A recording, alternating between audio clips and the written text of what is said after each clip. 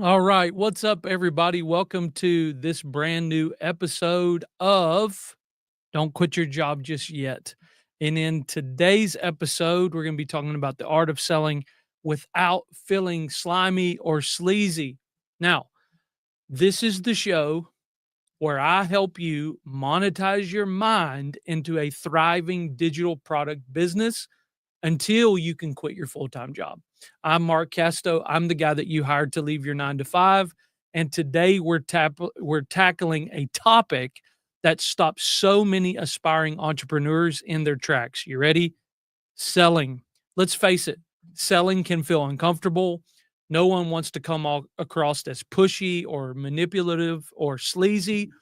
But here's the truth: selling isn't about convincing, it's about serving. Now, before we dive into today's episode, I want to give a huge shout out to our first ever sponsor of this show, Faith Made. Faith Made isn't just a website builder, it's a game changer for church leaders who are passionate about ministry but tired of battling broken websites and tech headaches. We know small church pastors wear too many hats, and the last thing that they need is to be stuck fixing their website instead of focusing on what matters most, serving their communities. That's why Faith Made was created. It's a move in ready church website solution designed to free up your time so you can get back to what you were called to do, ministry. But that's not all.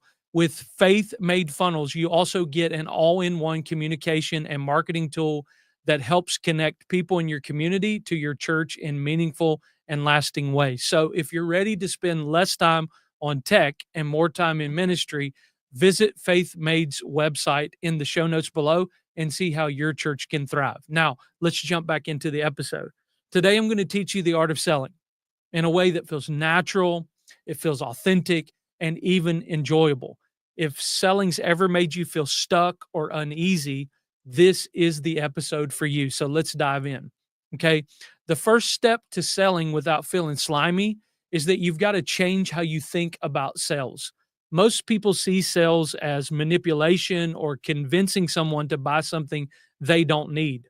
But that's not true selling. Here's what selling really is: selling is serving. When you sell, you're offering a solution to someone's problem. Sales is connection. It's about building trust. It's about helping someone make a decision that improves their life and gives them what they already desire. And sales is transformation. Your product or service has the power to change lives. So focus on that. Here's our first wisdom quote for today: selling isn't something you do to people, it's something you do for people. And when you shift your mindset, selling becomes an act of generosity, not pressure. Okay. Now, let's talk about understanding the problem that you serve. To sell effectively, you need to deeply understand the problem that your product solves. So ask yourself, what pain points does your audience have? Second question: how does your product or service make their life easier, better, or more enjoyable? So, for example, if you're selling a digital course on meal prep, the problem you're solving isn't just about food, it's about saving time, reducing stress, and helping people feel confident in the kitchen. So, when you focus on the transformation that your product delivers, it's easier to communicate its value without feeling pushy. Now, here's the third thing we're going to talk about: use storytelling to sell naturally. Stories are one of the most powerful tools in sales. Why? Because people connect with stories, not features or facts. So here's how to use storytelling in your sales. Number one, share your story. Talk about how you discovered the solution you're selling and how it changed your life.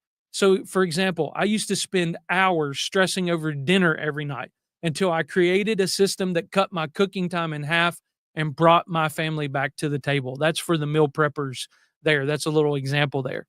Secondly, you want to highlight customer wins. So share testimonials or case studies from people who've used your product. So, for example, going back to the meal prepping example, you could say something like this, like Sarah, which would be a real person that you've helped. Joined my course, and within a month, she saved 5 hours a week and reduced her grocery bill by $200. That's a great share. Thirdly, create vision. Paint a picture of how your audience's life will improve after using your product. So, for example, staying with the theme, imagine never stressing about what's for dinner again and instead having more time to spend with your family. Guys, here's the wisdom quote. Ready? Facts tell, but stories sell. Focus on the transformation, not just the features. Okay. Another lesson that you can learn: make selling about them, not you. One of the reasons why selling feels uncomfortable is because we make it about ourselves. What if they say no? What if I come across as pushy? What if they don't like it? Well, here's the truth: selling isn't about you, it's about them. So ask questions to understand their needs. Listen more than you talk. Position your product as the solution to their problem. Here's another wisdom quote for you: the best salespeople don't sell, they listen. When you focus on serving your audience, selling becomes a conversation, not a pitch. Now, that'll help somebody. And then always, guys, when you're doing this, always include a call to action. Guys, in order for your audience to take the next step, you've got to give a call to action. And many people are afraid to ask for the sale, but here's the thing: if you don't invite them to act, they'll stay stuck in their problem. A clear call to action is an act of service. It's helping them move forward. So here's some examples of strong call to actions. Number one, if you're ready to stop stressing about dinner, join my meal prep course today. Here's another one: click the link in my bio to learn more and sign up. Or let's take the next step together and grab your spot before this offer ends.